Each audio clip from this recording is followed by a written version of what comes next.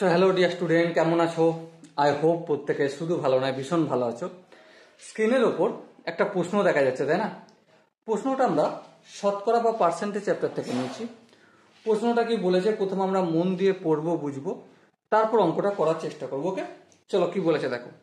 দুটি সংখ্যা তৃতীয় সংখ্যা অপেক্ষা 32% এবং 20% কম, তবে প্রথম সংখ্যাটি দ্বিতীয় সংখ্যার কত অংশ? চলো একটা কাজ করা যাক। কি কাজ? আমি তৃতীয় সংখ্যাটা ধরে নিচ্ছি, তৃতীয় সংখ্যা যেটা আমরা জানি না, তৃতীয় সংখ্যাটা আমি এক্স ধরছি। হ্যাঁ ঠিক। আচ্ছা, তৃতীয় সংখ্যা যদি এক্স হয় তাহলে দ্বিতীয় সংখ্যা বের করতে পারবো? হ্যাঁ বের করতে পারবো। প্রথম সংখ্যা বের করতে পারবো? হ্যাঁ বের করতে পারবো। তাহলে প্রথম সংখ্যাটা কত আমাকে বলো। দেখো কোশ্চেনটা লক্ষ্য করো। কোশ্চেনে কি বলা আছে? প্রথম সংখ্যাটা 32% কম, তাই না?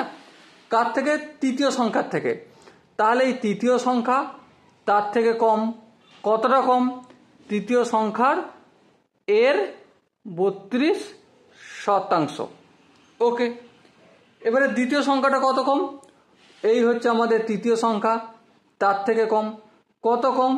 এক্স এর 20%। ওকে, সেবার আমরা ফটাফট করে ক্যালকুলেশনগুলো করে নিই। দ্বিতীয় সংখ্যাটা কত? দেখো, দ্বিতীয় সংখ্যাটা হচ্ছে এক্স মাইনাস এক্স ইন্টু 20/100। 100 কেন হলো? পার্সেন্টেজ চিহ্নটা তুললাম বলে। ওকে, এবার দেখো যদি ভগ্নাংশের যোগ বিয়োগ করি কি হবে? এলসিএম নিলে 100 হবে, 100 সঙ্গে এক্স সিম্পলি গুণ হয়ে যায়, মাইনাস 20x। সো আরেকটু যদি আগে যাই তাহলে কি দেখবো? 80x/100।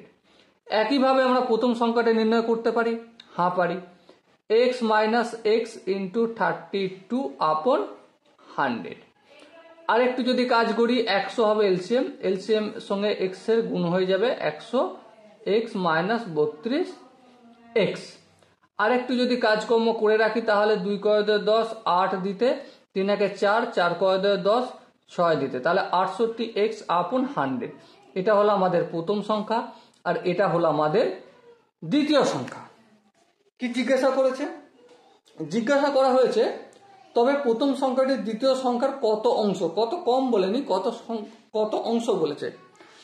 তাহলে দেখো সিম্পলি কি জানি, যার সাথে তুলনা করা হয় সেটাকে আমরা হরে লিখি। হ্যাঁ ঠিক।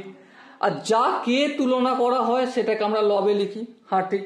এবার দেখো এখানে তবে প্রথম সংখ্যাটি দ্বিতীয় সংখ্যার কত অংশ, দ্বিতীয় সংখ্যার সঙ্গে তুলনা করা হয়েছে। হ্যাঁ, তাহলে দ্বিতীয় সংখ্যাটাকে আমরা কি লিখবো?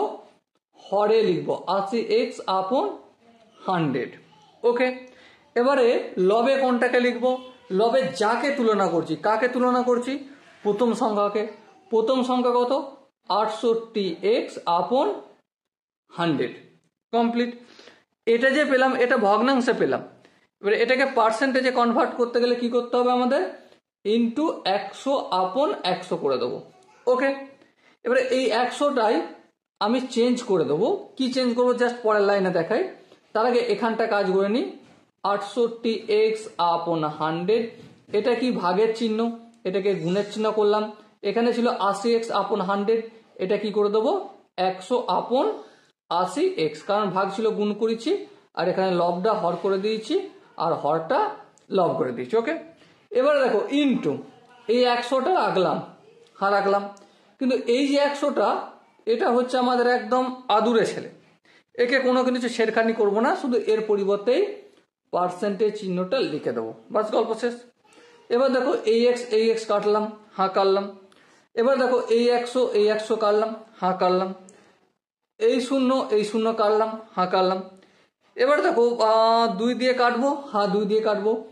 4 দুগুণে 8, আর এটা হচ্ছে 34 দুগুণে 68।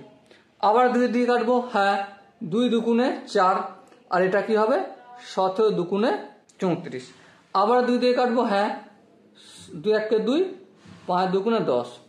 এবার দেখো 5 7 35 5, আর 5 1 5 3 8, মানে 5 17 85। তাহলে আলটিমেট কি হলো? 85% আনসার হলো।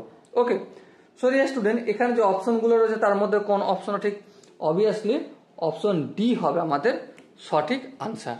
ওকে, আই হোপ এই কোশ্চেনের কনসেপ্টটা প্রত্যেকের বোঝা গেছে।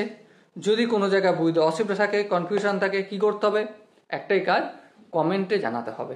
ওকে, আর দেখা হচ্ছে নেক্সট ভিডিওতে। ততক্ষণ পর্যন্ত ভালো থেকো, সুস্থ থেকো এবং জয় হিন্দ।